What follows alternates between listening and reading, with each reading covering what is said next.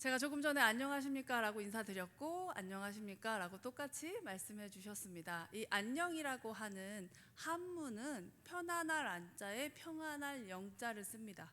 그러니까 이 단어는 기본적으로 평안하냐라고 묻는 거죠. 요즘 쓰는 단어로 바꾸면 행복이라고 할 수 있습니다. 평안하다고 하는 말이 내 삶에 어떤 문제도 없는 상황을 말하는 게 아니라 나의 마음을 말하는 거잖아요. 마음의 상태.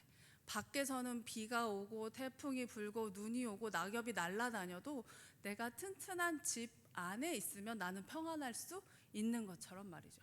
우리 돼지 삼형제의 동화를 알고 있습니다. 볏집, 나무, 벽돌집. 똑같이 태풍이 불지만 내가 벽돌집 안에 있으면 나는 평안할 수 있는 거죠.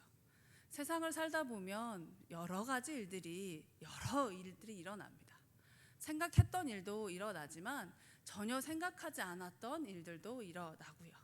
이런 일이 우리 집에, 세상에 내가 이렇게 열심히 신앙생활을 했는데 싶을 만큼의 일도 일어납니다. 그리고 제가 모르지만 이곳에 있는 우리 모두의 가족 중에 아픈 손가락 하나 없는 집 없을 겁니다. 속색이는 동생 없는 분 계십니까? 다행히 나보다 위에 사람이 속을 안 썩이면 다행이죠. 나보다 밑에 사람들은 꼭 하나씩 속을 썩입니다.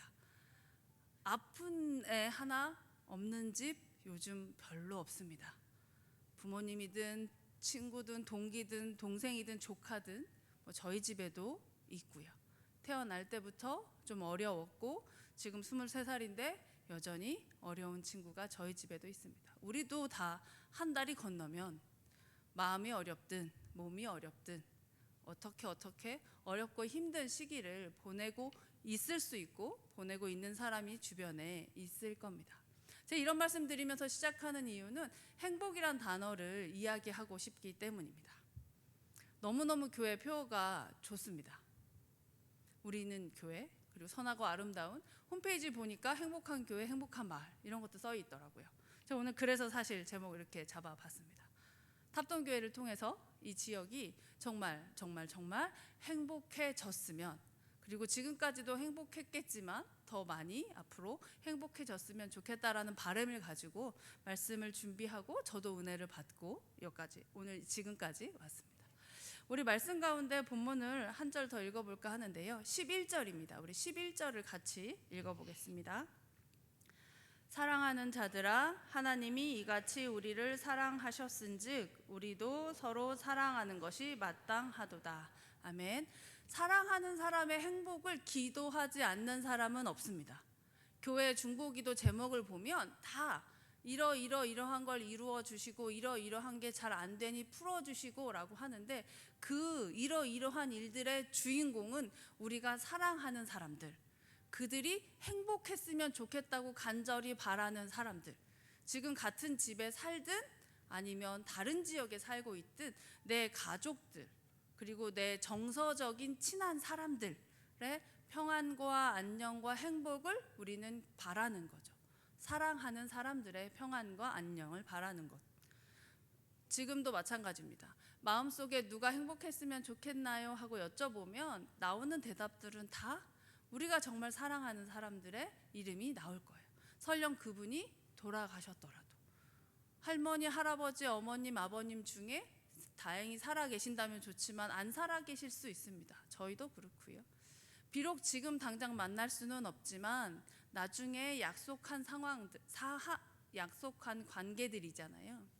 하나님 나라 가면 분명히 다시 만나게 될 거고, 설령 그렇지 못한다 하더라도 이 세상을 살아가면서 우리가 행복했던 그 기억들 가지고 오늘까지 왔다면 그 행복했던 기억들을 가지고 앞으로도 살아갈 건데, 그곳의 기준은, 그곳의 기본은, 근본은 사랑이라고 하는 겁니다. 이 사랑은 그러면 어디서 나오는 걸까요? 이 사랑이라고 하는 말, 행복이라고 하는 말이 너무 옛날부터 쓰던 말이라서 약간 지루하실까봐 빨리 얘기하고 있습니다. 사랑해야 되는 걸 모르는 사람은 아무도 없습니다. 우리 잠옷실에 있는 저 귀여운 한 3살쯤 됐을 것 같은데 우리 유아부 아이도 사랑해야 된다는 걸 압니다. 그거 모르지 않아요.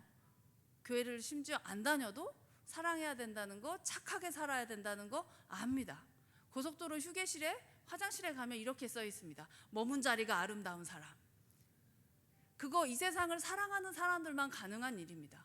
나랑 모르는 사람들을 위해서 배려하는 것, 그 사랑이 있는 사람만 가능하거든요. 그런데 고민은 뭐냐면 이 사랑이 어디서 나오느냐입니다. 세상을 사랑하면, 세상만 사랑하면 나보다 강한 사람만 사랑합니다. 나보다 힘 센 사람만 사랑하고요, 나한테 뭐 줄 수 있는 사람만 사랑합니다. 세상에서 하는 말로 계산을 튕겨보는 거죠. 남는다? 그러면 사랑하는 거예요. 그 사랑의 근간이 세상에 있고 내 주머니에 있으면 계산기는 필수입니다. 그런데 우리는 우리 안에 있는 사랑은 세상에서 계산할 수 없는 사랑이기 때문에 이 시간에 여기 모여 있는 거죠. 우리 말씀 하나 더 읽겠습니다. 12절입니다. 12절 같이 읽겠습니다. 어느 때나 하나님을 본 사람이 없으되 만일 우리가 서로 사랑하면 하나님이 우리 안에 거하시고 그의 사랑이 우리 안에 온전히 이루어지느니라. 아멘. 말씀에 써 있습니다. 우리가 서로 사랑하면 하나님이 우리 안에 거하시고 그의 사랑이 우리 안에 온전히 이루어지느니라. 우리 안에 있는 사랑이 하나님에게서 나면 우리는 하나님을 따라 서로 사랑할 수 있습니다. 서로 다 친하시죠? 친하셔야 합니다. 그런데 친할 수 없습니다. 요즘 세상에서 정말 유행하는 성격 유형 도구가 있어요. 어르신들도 요즘 다 하시더라고요. MBTI라고. 제가 MBTI 전문 강사한 지 10년이 넘었는데 요즘은 어디 가서 얘기 안 합니다. 왜냐하면 다 전문가예요. 뉴스를 하도 많이 보셔가지고. 그런데 거기에도 보면 16가지로 사람의 유형을 구분합니다. 사람을 나누는 게 아니라 통계를 내보는 거예요. 이런 사람 저런 사람 있더라. 그런데 그 16가지 갖고 되겠습니까? 사람이 이렇게 많은데. 뭐 정확하게 계산을 하면 240개 정도의 사람 성격을 나눌 수 있는데요. 그렇다는 건 240명을 만나야 나랑 비슷한 사람 1명을 만난다는 뜻입니다. 240명을 만나면서 살아가십니까? 보통 안 그렇습니다. 저랑 같이 사는 남자는 직업이 프로그래머인데요. 10년 동안 8명밖에 안 만납니다. 한 회사를 10년 동안 다니고 있는데 프로그램을 하니까 컴퓨터하고만 얘기를 하는 거죠. 저희가 깜짝깜짝 놀랍니다. 그 사람을 아직도 만나? 사무실에서 아무도 바뀌지 않으니까요. 그 사람은 그 8명 중에 자기 성격에 맞는 사람이 한 명도 없습니다. 240명을 만나야 1명 만나니까요. 아마 여기에 저하고 성격 같으신 분 한 분도 안 계실 것 같습니다. 설령 있다 하더라도 처음엔 이렇게 나랑 만나? 간을 봐야 하잖아요. 제가 이런 말씀 드리는 이유는요, 세상에 나아가면 우리랑 바로 맞는 사람 없다는 거죠. 교회라고도 별반 다르겠습니까? 교회 같은 교회 몇십 년을 다녔어도요, 구역이 달랐고 어릴 때부터 같이 지내지 않았고 나이가 다르고 이러저러한 이유들로 생애 주기가 다르고 성장 과정이 다르고 같이 사는 사람들의 남편이 다르고 가지고 있는 상황들이 다르기 때문에 절대로 보자마자 바로 알아차릴 수 없습니다. 그런데 우리는 보자마자 바로 알아차려 주기를 바라죠. 그러면서 이렇게 얘기합니다. 사랑하는 사이끼리 꼭 말로 해야 돼? 말로 안 하면 어떻게 합니까? 집에 가시면 꼭 그런 걸 말로 해야 돼? 말로 안 하면 어떻게 하냐고요. 아니 영어로라도 하든가요. 뭔 말을 해야 알아들을 거 아닙니까? 그런데 우리는 말을 잘 안 해요. 알겠지. 살 비비고 산 시간이 얼만데. 내가 낳았는데 쟤는 왜 내 말을 몰라? 모르죠. 어떻게 알겠어요. 어떻게 알겠어요. 말을 해도 잘 못 알아듣는데요. 한국말로 해도 못 알아듣잖아요. 우리가 중고등학생들을 키울 때 걔네들이 얘기를 합니다. 뭘 원한다고. 못 알아듣겠어요. 무슨 말 하는지 모르겠어요. 걔네들도 우리가 하는 말 잘 못 알아듣겠죠. 한국말을 분명히 하고 있는데 서로 통하지 않는 겁니다. 이런 거죠. 식사하셨어요? 저하고 밥 한 끼 하시죠. 그러면 여기 계신 분들은 대부분 쌀을 의미하시는 겁니다. 그렇죠? 밥은 쌀이니까요. 요즘 20대들은 밥은 풀입니다. 샐러드집에서 밥을 먹거든요. 풀떼기를 모아놓고 10,000원에 먹더라고요. 왜 그런지 잘 모르겠지만 걔들은 그게 밥이래요. 제가 굉장히 고민했던 건 빵은 밥일까 아닐까 합니다. 결혼을 해서 밥을 먹자고 했더니 밥을 먹더라고요. 아침에 국을 끓여달라는 말도 안 되는 소리를. 저희 집은 어릴 때부터 아침은 빵이었거든요. 그래서 저는 밥이라고 하는 범주 안에 쌀과 빵이 같이 들어있습니다. 근데 그의 집은 빵은 간식이더라고요. 이걸 3년 걸렸습니다. 밥이라고 하는 걸 정의하는데. 그래서 이제 합의를 했죠. 빵도 밥이 될 수 있는데 그 안에 계란 후라이와 토마토가 들어가야 돼요. 그러면 밥. 그냥 빵만 띡 주는 건 간식. 제가 이렇게 우스갯소리지만 사는 이야기를 드리는 이유는요, 교회 안에서도 마찬가지라는 겁니다. 우리가 다 하나님의 사랑 안에서 살지만 내 사랑의 정의와 그의 정의가 다르기 때문에 가끔 부딪힐 수도 있어요. 부딪힐 수도 있습니다. 설명해 주지 않으면 쟤는 왜 저래? 이렇게 되는 거죠. 키 크다고 저러는 거야? 날씬하다고 저러는 거야? 또 뭘 얘기할까요? 뭐 어디서 왔다고 저러는 거야? 설명하지 않으면 이해할 수 없이 오해만 늘어가는 거죠. 표정이 원래 저런데 쟤는 나만 보고 인상 써. 중등부 하면요, 애들이 항상 이런 말 합니다. 언니가 저를 째려봤어요. 그 왜 그런지 아십니까? 중3 애들이 아이라인을 잘 못 그려요. 그래서 그러는 거지 째려보는 게 아닙니다. 기술이 안 돼서 그러는 거예요. 기술이 안 돼서 두껍게 그리거든요. 이게 손이 떨려가지고. 그런데 중학교 2학년 애들은 언니가 절 째려봤어요. 이렇게 얘기해요. 걔가 중3 되면 똑같습니다. 그 동생이 또 째려봤다고 얘기해요. 설명하죠. 저 언니가 아직 기술이 안 돼서 그러는 거야. 그러면 중학교 2학년 애들이 아 그래요? 이렇게 얘기합니다. 혹여나 우리 가운데 마음이 오늘 본문 12절 읽으신 것처럼 지금 내 마음이 온전하지 못하다라는 생각이 드시거든 이유를 찾아가셔서 물어보십시오. 왜 나한테 그러는 거야? 라고요. 왜 나를 만날 때마다 다리를 떠는 거야? 물어보십시오. 저는 초등학교 때부터 떨었는데요. 이런 답이 나올 거예요. 나를 만날 때마다 왜 자꾸 고개를 흔드는 거야? 저 틱이 있어요. 말 안 하면 물어보지 않으면 모르거든요. 분명히 사랑하는 건데 방법이 다를 수 있다는 겁니다. 전 어릴 때 많이 맞고 컸습니다. 그럴 것 같아 보이십니까? 이제 고민되시죠? 어떻게 대답해야 될지 잘 모르겠어서. 전 어릴 때 많이 맞고 컸습니다. 왜냐하면 남동생 둘이 있거든요. 그 남동생 둘은 집에서 아빠가 쓰시던 파카글라스로 축구를 해서 유리창을 깨면 골인이라고 외치던 애들입니다. 엄마가 직장 갔다 오시면 그 동생들을 안 부르시고 저를 불러서 너는 뭐 했니라고 물어보십니다. 전 안에서 공부하고 있었는데 동생들이 저지른 사고가 저한테 오는 거죠. 그래서 굉장히 불만이 많았고 사춘기를 세게 했습니다. 나중에 알았어요. 그 너는 뭐 했니 안에 사랑하는 나에 따라 네가 여기서 동생들 때문에 스트레스 받으면 안 될 텐데 엄마는 걱정이야. 근데 엄마가 너를 훈육하는 방법을 잘 모른단다. 어떻게 하면 좋을까? 이 모든 문장이 그 단어 안에 들어있다는 걸 애를 낳고 알았습니다. 아쉽죠? 처음에 엄마가 천천히 자세하게 말해주셨더라면 좋았을 텐데. 엄마가 일부러 그런 거 아니고 몰라서 그러는 거죠. 혹시 우리 안에 마음이 불편하신 관계가 있으시다면 교회 말고요. 지역에서 혹은 집안에서 천천히 물어보십시오. 왜 그러는 건지 알려주면 오해하지 않을 것 같아요. 사랑을 그대로 받아들일 수 있을 것 같아요. 사람마다 사랑을 받아들이는 방법이 다르기에 온전함을 향해서 나아갈 때는 분명하게 노력이 필요합니다. 우리가 못 알아들어서 예수님이 이 땅에 오셔서 십자가에 죽어주셨잖아요. 바로 알아들었다면 그렇게까지 안 하셔도 되는데 못 알아들었습니다. 3년을 넘게 이 땅에서 제자들하고 그 고생을 하셨는데 그래도 못 알아들은 거죠. 그러니 계산하고 있고 제자들은 그러니 예수님이 하나님이 되셨을 때 내가 오른쪽하고 네가 왼쪽하고 이런 소리 하고 있었던 거죠. 그러니 예수님이 제자들을 또 이 말씀을 듣는 사람들을 먹이실 때 부족한데요? 이런 소리 했던 거죠. 그러니까 우리 알아들으라고 보여주신 것처럼 우리의 사랑을 못 알아듣는 사람들에게 너 왜 못 알아들어? 라고 말하는 것이 아니라 그들이 알아들을 수 있도록 그들의 말로 풀어줘야 합니다. 저는 전도도 같은 방법이라고 생각합니다. 하나님 세상의 최고죠. 영순이죠. 교회 와서 예배해야 하는 거 맞습니다. 그런데 문제는 뭐냐면 그들이 못 알아듣습니다. 그들이 어떻게 알아듣냐면 나 불러다가 교회 앉혀놓으려고 하는 거지 라고 듣는다는 거예요. 교회에서 좋은 일을 참 많이 합니다. 그런데 세상에 있는 사람들은 결국에 이거 니네 교회 오라고 하는 거지? 라고 오해합니다. 물론 우리가 그동안 잘못했던 것들도 있지만요. 어쨌든 그들이 우리의 말을, 우리의 마음을 순수하게 받아들이지 못합니다.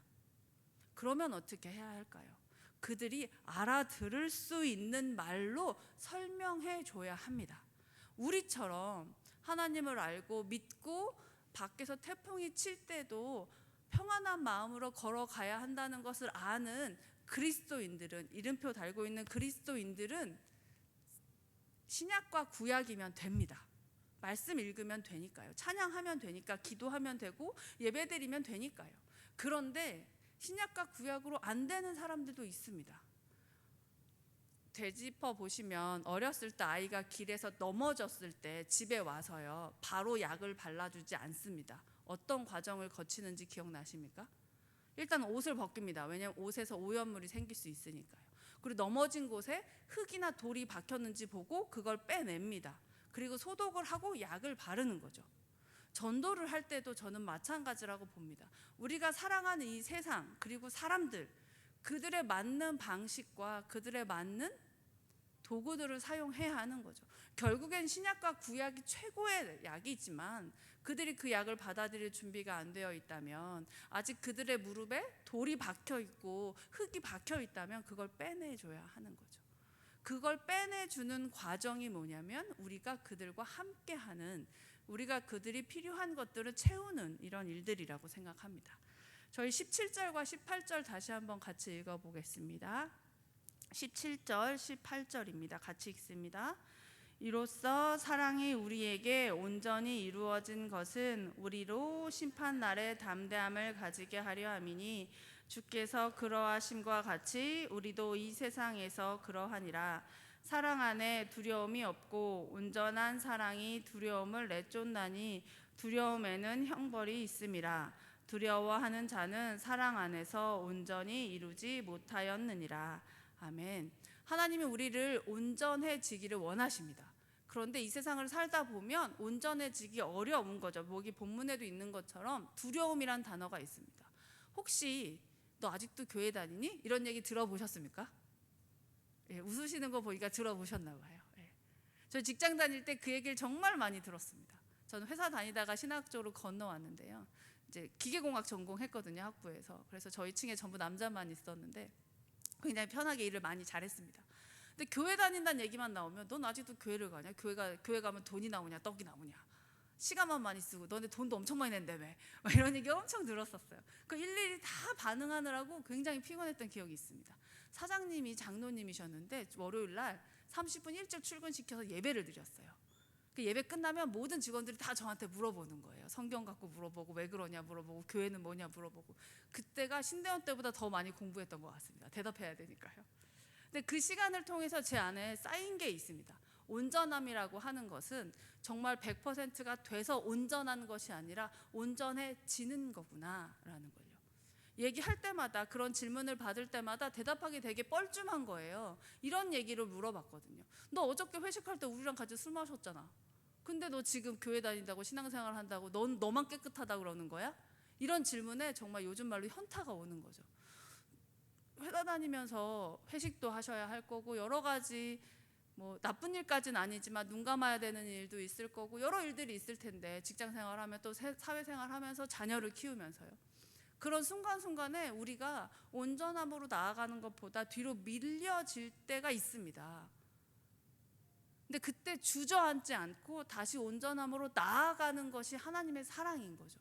세상에서 우리에게 줄 수 있는 걸로는 할 수 없지만 하나님께서 우리에게 주신 사랑으로 그 한 걸음 나아갈 수 있는 거죠. 두려워하지 않고. 하나님이 나를 혼나시면 어떡할까? 이거 가지고 나를 벌하시면 어떡할까? 내가 지난주에 뭘 안 했는데 이것 때문에 이런 일이 생기는 걸까? 이 불안함과 두려움이 우리를 잠식해 가면 우리는 하나님 앞에 나아갈 수 없습니다. 그런데 확실한 것은 뭐냐면 우리 하나님은 우리의 성적으로 우리를 평가하지 않으신다는 거죠. 성적으로 평가했으면 제가 여기 서 있을 수 있겠습니까? 제가 들어오기 전에 담임 목사님께도 고백했는데 여기 서 있을 만한 사람이 아닙니다. 그런데 하나님의 절대적인 주권과 은혜가 있기에 우리가 여기에 있는 거죠.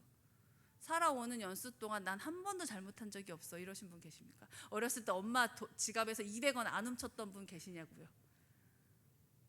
지금까지 운전하면서 단 한 번도 신호 안 어겨본 적 있으십니까? 저는 손 못 들겠습니다. 내려올 때도 고민이 많았거든요. 빨리 가고 싶다. 근데 계속 110이더라고요. 우리가 참 온전하지 않지만 하나님의 사랑으로 우리가 온전해 가고 있습니다. 그 온전해 가고 있는 것들을 세상 사람들한테 보여주는 거죠. 저 사람들 왜 나랑 다르지? 왜 저렇게 열심히 살지? 왜 저렇게 정직하게 살지? 대체 뭔데 우리한테 잘해주는 걸까? 바라는 것도 없이. 왜 지역을 생각하지? 왜 마을을 생각하는 거지? 자기들만 잘 살면 될 것 같은데 왜 우리한테 이렇게까지 베푸는 거지? 왜 그러는 걸까? 저 사람들은 따라가는 게 있구나 라고 얘기가 되어져야 하는 거죠. 100점 만점에 100점을 원하시는 하나님이 아닙니다. 우리 하나님은 나를 따라오느냐라고 말씀하시는 거거든요. 가다가 힘들면 잠깐 쉴 수 있고 무릎 겹질릴 수 있고요. 잠깐 나갔다 올 수도 있는 거죠. 그런데 중요한 건 온다는 거고요. 하나님을 향해 하나님을 따라간다는 겁니다. 나를 따라오겠냐고 하나님 말씀하시니까요. 저희 19절 같이 읽어보겠습니다. 19절입니다. 우리가 사랑함은 그가 먼저 우리를 사랑하셨음이라. 아멘. 짧으니까 저희 한 번만 더 읽겠습니다. 우리가 사랑함은 그가 먼저 우리를 사랑하셨음이라. 아멘.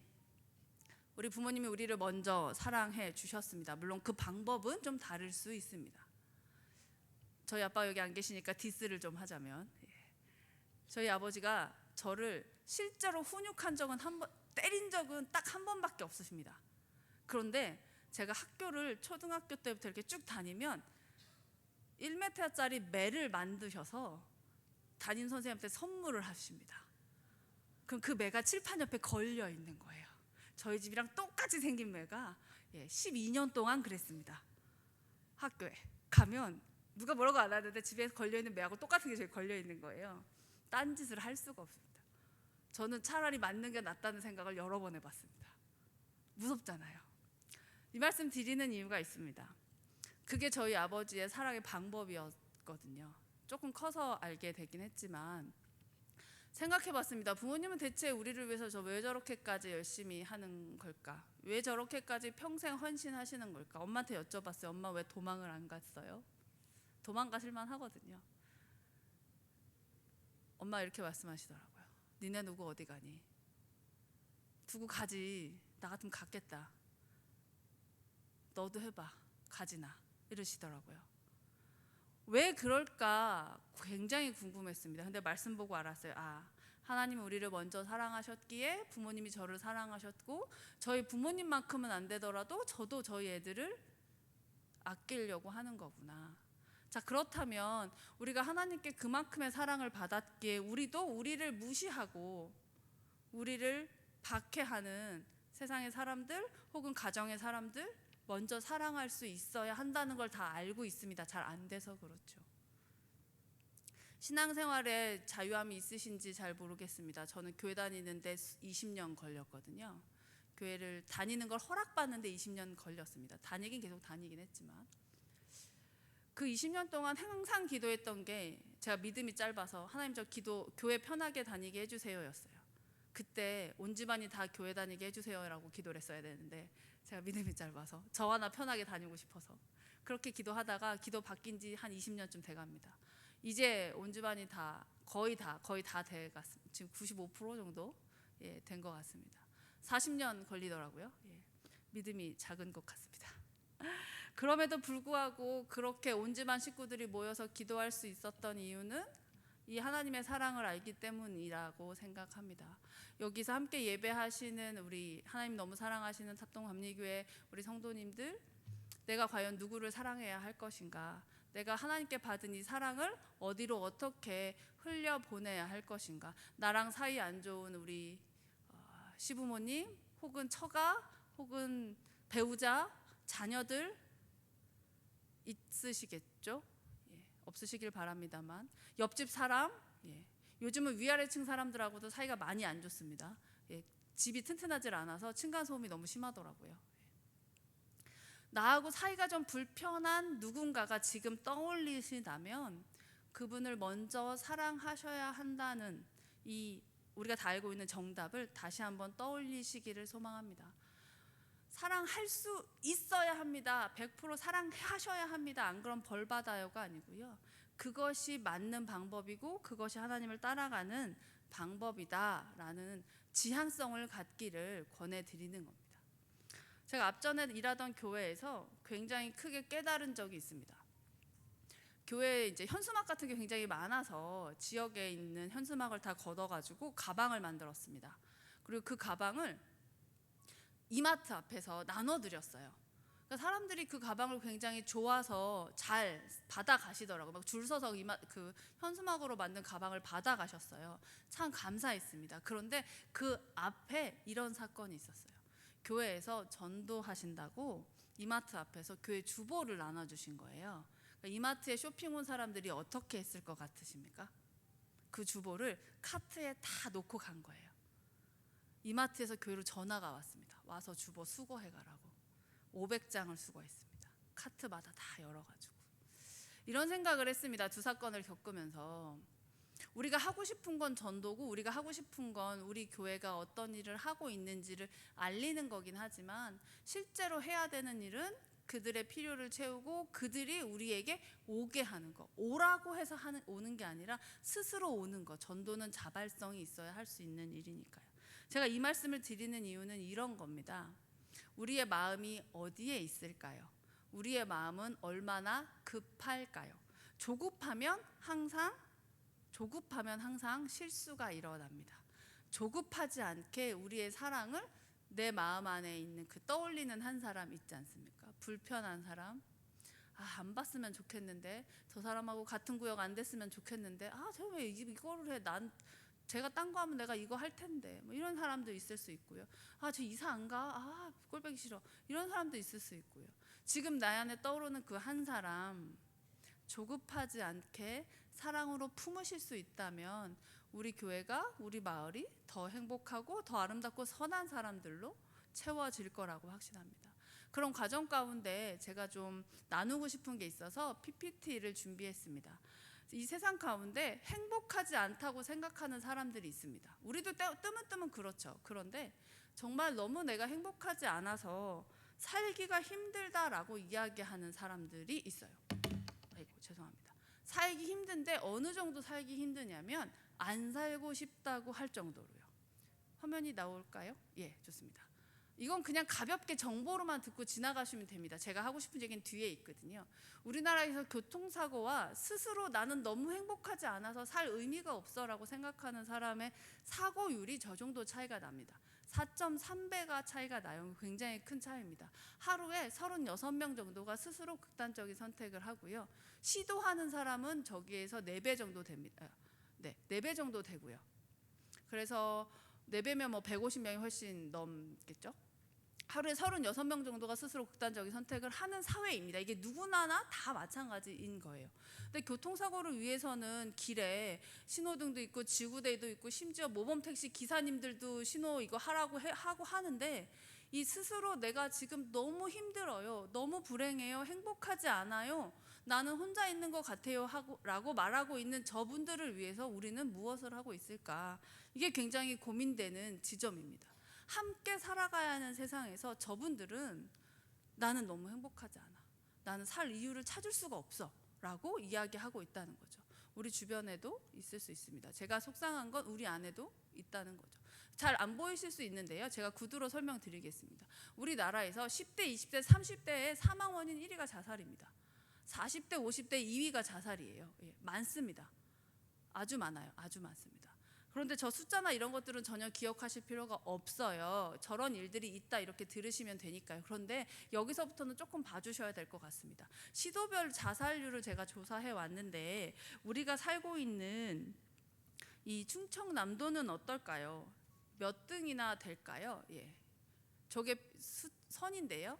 예, 우리가 살고 있는 이 지역은 전국 3위입니다. 굉장히 높아요. 예, 충청도가 좀 높습니다. 자, 그렇다면 우리가 살고 있는 당진은 어떨까요? 예, 여기서부터 이제 우리가 마음의 준비를 해야 합니다. 우리 교회만 행복한 것이 아니라 우리 지역이 전부 다 행복할 수 있으려면 어떻게 해야 될까? 당진이 충청남도의 자살률 2위예요. 굉장히 높습니다. 10만 명당 36명 정도 되는 거거든요. 예. 제가 고민되는 지점은 이겁니다. 뭐냐면요, 이 주변에 있는 이 당진 주변에 있는 지역보다 여기 당진시가 8명 정도가 많아요, 하루에. 이유가 있을 거라고 생각이 듭니다. 이게 보이실까요? 예. 네네. 제일 위에 있는 게 당진이고요. 35.6명. 그리고 그 옆에 조금 색깔 옅게 있는 게 이제 주변에 붙은 지역입니다. 제가 저 자료 드리고 갈게요. 자, 고민은 왜 높을까? 높은 게 문제가 아니고요. 저 높은 이유를 알고 우리가 다 같이 행복할 수 있게 이 지역을 바꾸어 나가면 됩니다. 자, 하나 더 고민은 이런 거가 있습니다. 저기 보시면 제가 네모칸에 이렇게 빨간색으로 쳐놨잖아요. 잘 안 보이실 수 있습니다. 제가 설명드릴게요. 연구하다 보니까 이 당진 지역이 여성 자살률이 좀 높습니다. 그리고 20대가 다른 지역보다 많지 않은데 20대 자살률도 높더라고요.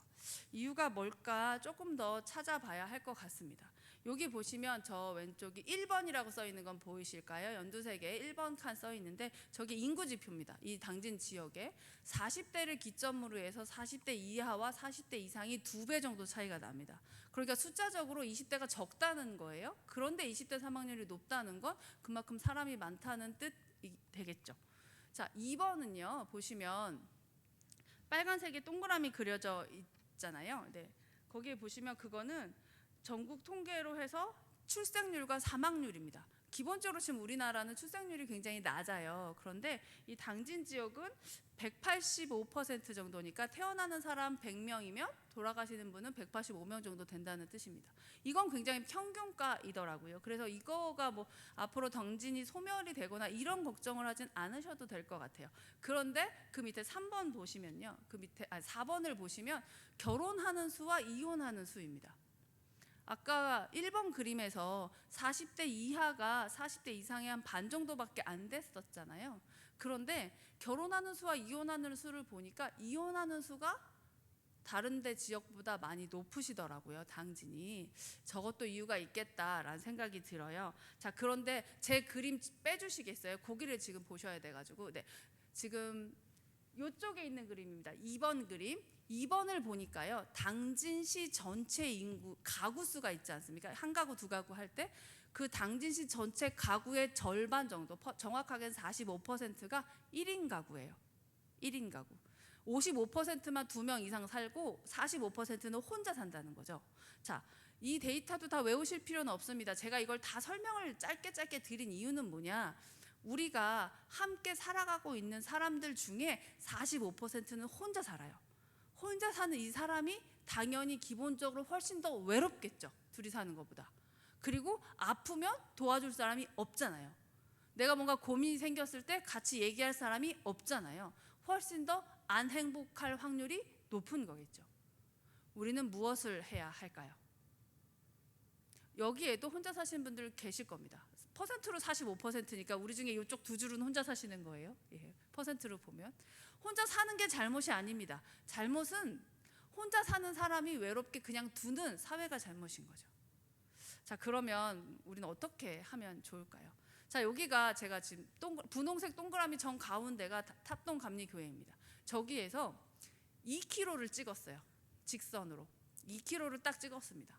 저걸 보통은 운동화권이라고 얘기합니다. 2km면 30분이거든요. 운동하시고 30분은 걸을 수 있잖아요. 이게 쭉 걷는 정도 거리입니다. 저 동네에 교회가 56개가 있습니다.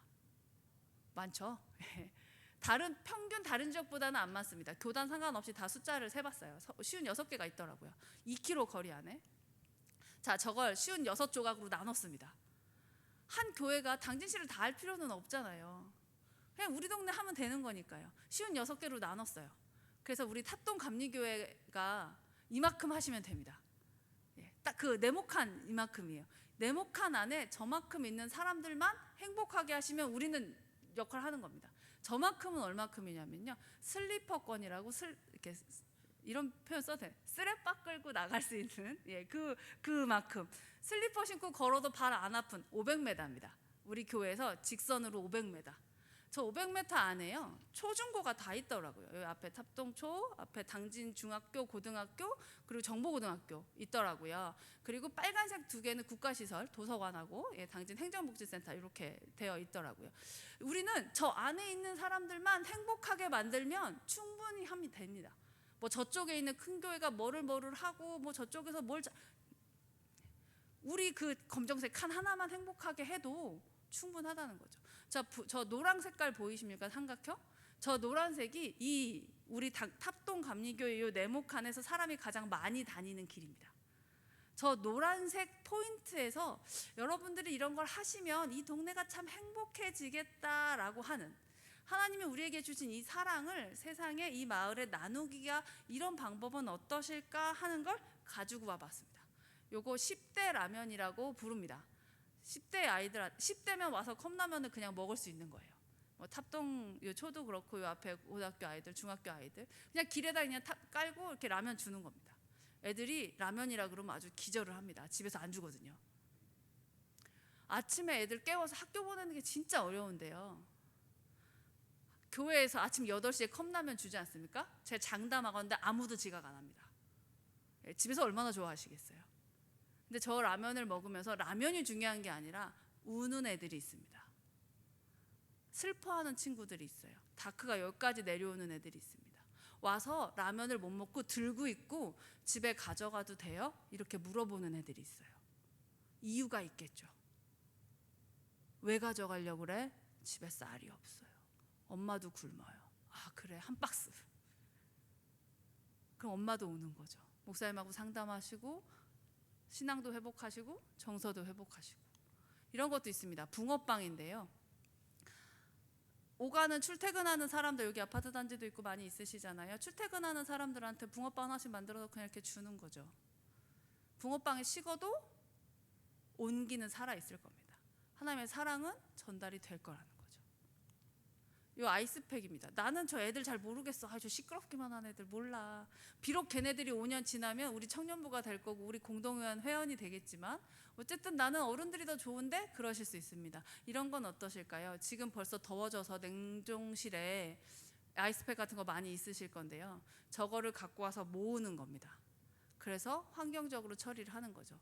아까 그 초등학교, 중학교, 고등학교 아이들한테 아이스팩 3개 갖고 오면 아이스팩 3개 갖고 오면 컵라면으로 바꿔준다 그러면 집에 있는 거 맨날 갖고 올 거예요 아마. 그거 가지고 오면서 엄마가 우울한 친구들, 아빠가 알코올 중독인 친구들 살피는 거죠. 그러면 이 지역이 다 같이 행복해지겠죠. 집에서 우유 드십니까? 우유 모아서 저 사업하는 회사로 보내면 옆에 보이는 테이블 휴지 줍니다.